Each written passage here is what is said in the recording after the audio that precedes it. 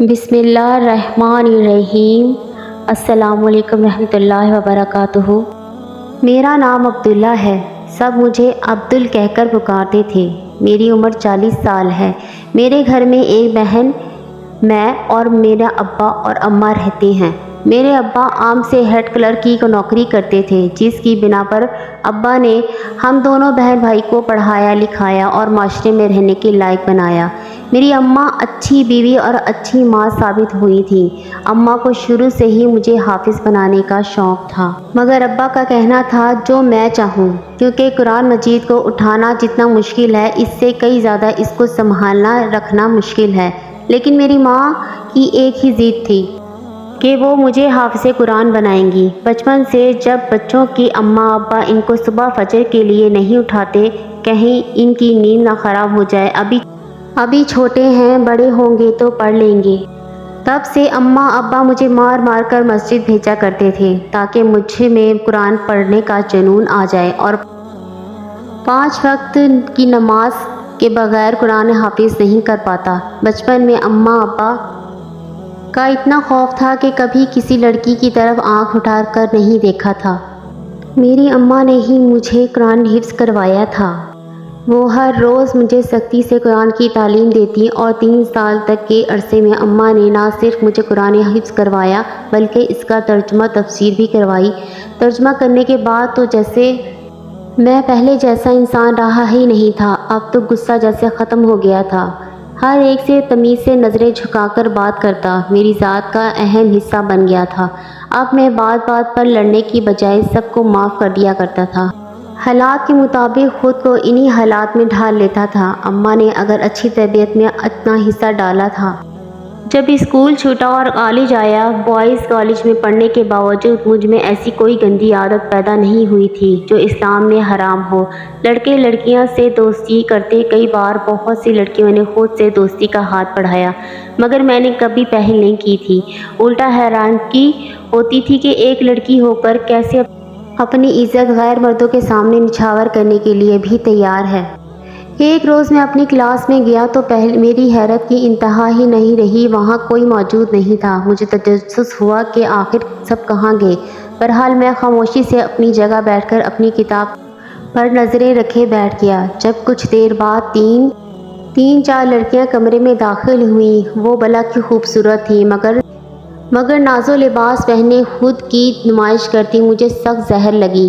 میں نے ایک نظر ڈال کر ہٹا لی۔ جان تو اس وقت نکلی جب وہ تینوں میرے سر پر آ کر کھڑی ہو گئی اور مجھے غور سے دیکھنے لگی۔ میں نے سوالیہ نظروں سے ان کی طرف دیکھا تو وہ چہرے پر شاطرانہ مسکراہٹ سجا کر میری طرف دیکھے جا رہی تھیں۔ ان میں سے ایک لڑکی میرے دائیں طرف آئی اور دوسری میری بائیں طرف۔ میں حیرت سے سب کچھ دیکھ رہا تھا۔ میری جان لبوں پر آ گئی جب دونوں لڑکیوں نے میرے دونوں بازو سختی سے جکڑ لیا، اور ان میں سے ایک لڑکی مجھ پر جھک کر ایسے ظاہر کرنے لگی جیسے ہم دونوں میں کوئی تعلقات ہیں۔ ابھی کچھ دیر ایسی گزری تھی کہ ایک لڑکی نے جھٹ سے اپنا فون نکال کر میری تصویر بنانا شروع کر دی۔ میں اس سب میں بوکھلا کر رہ گیا۔ ایک دم دونوں لڑکیوں نے میرے ہاتھ میرے سامنے کھڑی لڑکی کی کمر پر رکھ دیے۔ آسمان تو سر پر تب ٹوٹا جب کلاس میں استاد صاحب اور اسٹوڈنٹس نے آتے ہی یہ منظر دیکھا۔ وہ لڑکی ایک دم مجھ سے دور ہوئی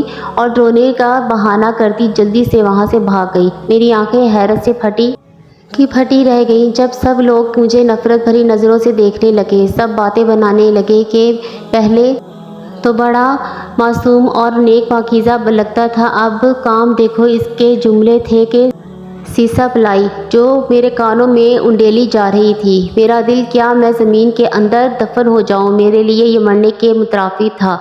میں بے قصور ہو کر، بے گناہ ہو کر بھی سب کی نفرت کا نشانہ بنا۔ اس دن ایک بات سمجھ آئی کہ آپ کا اندر کیا ہے، لوگوں کو اس بات سے کوئی لینا دینا نہیں۔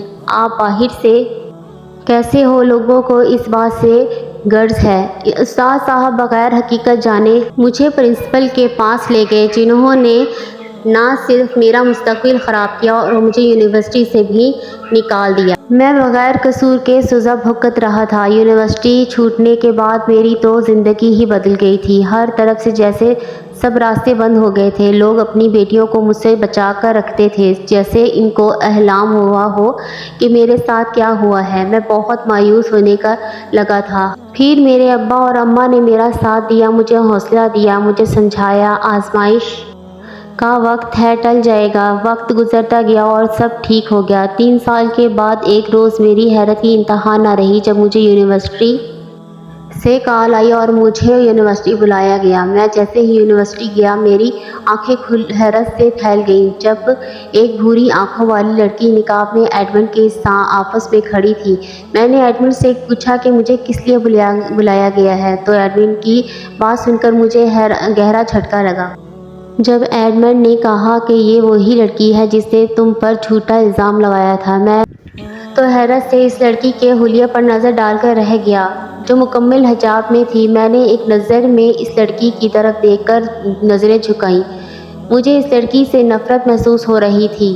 ایڈمن آفس سے باہر چلا گیا۔ میں بھی جب آفس سے جانے لگا تو میرے پیروں تلے زمین نکل گئی جب وہ لڑکی میرے پیروں میں آ کر گر گئی اور پھوٹ پھوٹ کر رونے لگی۔ میں حیرانگی سے اس کی طرف دیکھنے لگا۔ میرے دیکھتے ہی دیکھتے اس نے میرے آگے ہاتھ جوڑ لیے اور مجھ سے اپنے لیے معافی مانگنے لگی۔ میں نے اپنی ماں کی بچپن کی بات یاد کی تو اس لڑکی کا حلیہ دیکھ کر میں نے اس کو معاف کرنے کا ارادہ کر لیا۔ میرے لیے یہ بہت مشکل تھا، مگر میں نے اپنا دل کھڑا کیا اور اس لڑکی کو معاف کر دیا۔ لیکن اس کا اگلا پیغام سن کر تو میری روح لرز گئی تھی جب اس نے مجھ سے شادی کرنے کا کہا کہ وہ مجھ سے شادی کرنا چاہتی ہے۔ پہلے تو حیرت سے میں اس کی طرف دیکھتا رہا، پھر ہوش میں آتے ہی میں کمرے میں پڑے صوفے پر بیٹھ گیا۔ میری حالت دیکھ کر وہ گھبرا گئی تھی کیونکہ میرے چہرے پر پسینے کی ننھی بوندیں ابھر آئی تھیں۔ میرا جسم ہولے ہولے کانپنے لگا تھا۔ یہ میرے لیے بہت مشکل فیصلہ تھا۔ میں اضطراب کی حالت میں ادھر ادھر دیکھتا رہا اور پھر کچھ دیر بعد اس کو سوچنے کا کہہ کر میں اس سے اجازت لے کر یونیورسٹی سے باہر گیا۔ میں گھر پہنچا تو اماں ابا گھر موجود نہیں تھے۔ میں تھوڑی دیر آرام کی غرض سے جیسے ہی کمرے میں گیا، میں نے ابھی آنکھیں بند کی تھی کہ میری آنکھوں کے سامنے پھر سے وہ سب ہی گھومنے لگا۔ ابھی میں کچھ مزید سوچتا، ایک دم اماں کی آواز سے میں چونک گیا۔ وہ جلدی سے اٹھ کر نیچے اماں کے پاس آ گیا، اماں کو سارا واقعہ عادتاً بتا دیا اور خاموشی سے ان کی بات سننے لگا۔ ابھی اماں کچھ کہتی کہ ابا پریشان کن حالت میں گھر آئے اور اماں اور میں ابا کی حالت دیکھ کر پریشان ہو گئے۔ میں نے جلدی سے ابا کو بٹھایا اور ان کو پانی دیا، لیکن ابا کی نظریں دروازے پر ہی ٹکی ہوئی تھیں۔ میں نے جب ابا کی نظروں کی طرف دیکھا تو حیران رہ گیا۔ دروازے پر ایک لڑکی جو انتہائی خوبصورت تھی سر جھکائے کھڑی تھی۔ کپڑوں کے نام پر ایک بڑی سی چادر خود پر اوڑھی ہوئی تھی جو بمشکل اسے ڈھانپے ہوئی تھی۔ میں نے ایک نظر اس کو دیکھنے کے بعد ابا کی طرف سوالیہ نظروں سے دیکھا، لیکن ابا کی بات پر حیرت کا شدید جھٹکا لگا جب ابا نے بولا کہ نکاح خواہ کو بلاؤ، میں ابھی نکاح کرنا چاہتا ہوں۔ ابا کی بات سن کر میری غصے سے آنکھیں لال انگارہ ہو گئی تھیں۔ میں نے اپنے ایک نظر اماں کی طرف دیکھا تو وہ سر جھکائے بس آنسو بہا رہی تھیں اور پھر خاموشی سے کچن میں چلی گئی۔ میں نے ابا سے کچھ غصے میں پوچھا کہ آپ یہ کیا کر رہے ہیں، ہوش میں تو ہیں؟ جس پر ابا نے مجھے جھڑک دیا اور بولے جلدی سے نکاح خواہ کا انتظام کرو جلدی۔ کتنی بدنصیبی تھی، ایک باپ اپنی اولاد کو اپنے نکاح کے لیے نکاح خواہ کو بلانے کا کہہ رہا تھا۔ میں اپنی اماں کے ساتھ ایسا ظلم ہونے نہیں دے سکتا تھا۔ اس سے پہلے کچھ بولتا اماں نے مجھے خاموش رہنے کو کہا اور نکاح خواہ کو بلانے کا کہا۔ میری حیرت سے آنکھیں کھلی کی کھلی رہ گئیں جب اماں کا ضرب دیکھا۔ اماں نے ایک ہی بات کہی کہ وہ حق رکھتے ہیں۔ میں نے سر جھکا کر پاس میں مولوی صاحب کو بلایا اور ان کو گواہوں سمیت گھر لے آیا۔ گھر آتے ہی میرے سر پر آسمان ٹوٹ پڑا جب ابا نے مولوی صاحب کو دولہے کی جگہ میرا نام لکھوایا اور دلہن کی جگہ گھر میں ایک اس لڑکی کی کا جس کو میں جانتا تک نہیں تھا، یہاں تک کہ اس کا کو پہلی دفعہ دیکھا تھا۔ میری اماں تو حیرانگی سے ابا کو دیکھنے لگی، جنہوں نے اشارے سے اماں کو اس لڑکی کو تیار کرنے کا بولا۔ اماں سر جھکاتی جلدی سے اس لڑکی کو تیار کر لائیں۔ میں نے ابا کو انکار کرنا چاہا مگر اماں نے میری ایک نہ سنی۔ میں غصے میں اماں کا انتظار کرنے لگا جو اس لڑکی کو لیے کب سے کمرے میں بند تھی۔ میں غصے سے بے قابو ہوتا جا رہا تھا جب ایک دم اماں اس لڑکی کے ہمراہ نیچے آئیں، لیکن اب کی بار اس لڑکی کے چہرے پر بڑا سا گھونگھٹ تھا۔ لڑکی کے آتے ہی مولوی صاحب نے نکاح پڑھا اور شروع کر دیا۔ میرا دل کیا کہ میں انکار کر دوں مگر ابا نے دھمکی ایسی دی تھی کہ انکار کا کوئی جواز ہی نہیں پیدا ہوتا تھا۔ نکاح ہو چکا تھا، ابا نے میری ایک نہیں سنی اور میرا نکاح کروا دیا۔ میں غصے سے گھر سے باہر چلا گیا۔ اگلے دن جب میں گھر لوٹا، امی کچن میں کام کر رہی تھی، لیکن کچن میں آج ان کے ساتھ ایک اور چہرہ تھا جو ہلکے سے میک اپ میں کوئی حور پری لگ رہی تھی۔ میں اس قدر اپنی بیوی کو دیکھنے میں مگن تھا کہ ابا کی آواز سنائی ہی نہ دی۔ ہوش تو اب آیا جب ابا نے جوتا میری کمر پر مارا۔ میں ایک دم چونکا گیا اور حیرت سے ابا کو دیکھنے لگا۔ ابا نے غصے سے مجھے گھر سے نکل جانے کو کہا، لیکن اب تو مجھے بھی غصہ آنے لگا تھا۔ تب زندگی میں پہلی بار میں نے ابا سے اونچی آواز میں بات کی۔ میں نے کہا کہ آپ نے زبردستی میرا رشتہ ایک انجان لڑکی سے کروا دیا ہے، لیکن ابا نے جو بتایا میرے سر پر زمین آسمان ٹوٹ پڑا جب ابا نے کہا کہ یہ میرے جگری دوست کی بیٹی ہے اور یہ اپنی جان ریڈ لائن ایریا سے بچا کر نکلی ہے۔ میری تو آنکھیں حیرت سے پھیل گئیں کہ ابا نے میرا نکاح ایک طوائف سے کروا دیا ہے۔ ابا نے، جبکہ میں 5 وقت کا نمازی تھا۔ اب تو میں نے سوچ لیا تھا کہ شادی کے بعد اس ناپاک عورت پر ظلم کروں گا۔ رات ہوئی تو میں کمرے میں گیا، لیکن وہاں اس لڑکی کو دیکھ کر میرے شریانیں پھٹنے لگیں۔ تبھی شادی کی دوسری رات میں نے اس کا چہرہ تک نہ دیکھا اور کمرے سے باہر نکال دیا اور بیڈ روم پر لیٹ گیا۔ 2 رات سے جگا ہوا تھا تو پتہ ہی نہیں چلا کب میں سو گیا۔ صبح اٹھا تو حیرت کی انتہا نہ رہی جب وہ زمین پر لیٹی نظر آئی۔ دوستو، اگر ویڈیو پسند آ رہی ہے تو لائک اور سبسکرائب کر دیں۔ میں غصے میں اٹھا اور فریش ہونے چلا گیا۔ واپس آیا تو وہ کمرے میں موجود نہیں تھی۔ مجھے حیرت ہوئی کہ وہ اتنی جلدی کہاں چلی گئی ہے۔ میں نیچے آیا تو وہ اماں کے ساتھ کچن میں کام کروا رہی تھی۔ اماں ایک جگہ بیٹھی اسے ہدایت کر رہی تھی۔ میں ناشتے کی میز پر آیا تو اس لڑکی نے میرے آگے ناشتہ لگایا۔ مجھے ایک پل کو خوشی محسوس ہوئی، لیکن میری ملکیت کو میری کتنی فکر ہے۔ مگر پھر ذہن میں اس کا طوائف والا روپ سوچ کر میری روح تک کانپ گئی۔ میں نے غصے سے ناشتہ پیچھے کیا اور اٹھ کر گھر سے چلا گیا۔ کئی دن ایسے ہی گزر گئے۔ اس لڑکی پر ظلم کرتا رہا اور وہ خاموشی سے سہتی رہی۔ اب تو جیسے مجھے اس کی عادت ہونے لگی تھی۔ ایک روز میں کام سے ایک روز کے لیے شہر سے باہر گیا۔ واپس آیا تو حیرت کی انتہا نہ رہی کہ مجھے گھر میں وہ لڑکی نظر نہ آئی۔ میں نے حیرانگی سے ادھر ادھر دیکھا تو گھر پر سوائے اماں کے کوئی بھی موجود نہیں تھا۔ میں نے اماں سے پوچھا۔ میری بات پر اماں مجھے گھورنے لگیں اور تبھی ابا نے میرے سر پر بم پھوڑا تھا جب ابا نے بولا کہ وہ جہاں سے آئی تھی وہاں ہی واپس چلی گئی ہے۔ کم از کم اس ذلت بھری زندگی سے تو وہ زندگی بہتر تھی۔ اماں نے میری طرف ملامتی نظروں سے دیکھا۔ میرا شرمندگی سے برا حال تھا۔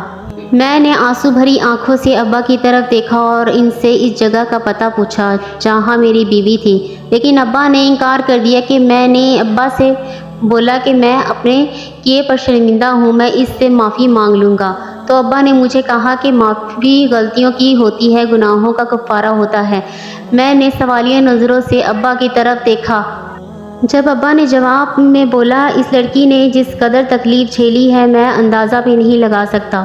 میں نے ابا کو دیکھا تو انہوں نے مجھے بتانا شروع کیا کہ آخر میری بیوی اس جگہ کیسے پہنچی۔ میرے پیروں تلے زمین نکل گئی جب مجھے پتہ چلا کہ ابا کے دوست جو ابا کے ساتھ پڑھنے تھے، انہوں نے پیسوں کی ضرورت کے لیے اپنی جوان بیٹی کو ایسی جگہ بھیجا جہاں سے وہ چاہ کر بھی واپس نہیں آ سکتی تھی۔ وہاں اس پر اس قدر ظلم ڈھائے گئے بالکل بھی بیان نہیں کیے جا سکتے۔ میں اپنے کیے پر بہت شرمندہ تھا۔ اس معصوم لڑکی نے جو سہا وہ کوئی بھی برداشت نہیں کر سکتا تھا۔ پھر سے اس جگہ اس کا جانا میرے لیے مرنے کے مترادف تھا۔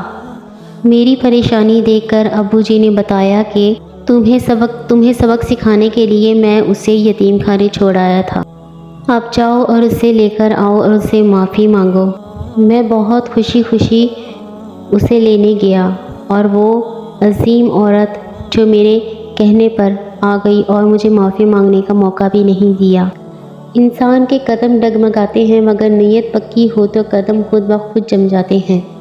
میں بھی اپنی بیوی سے محبت کرنے لگا تھا۔ الحمدللہ آج ہم اپنی زندگی میں بہت خوش ہیں۔ دوستو ویڈیو پسند آئی ہے تو لائک اور سبسکرائب کر دیں۔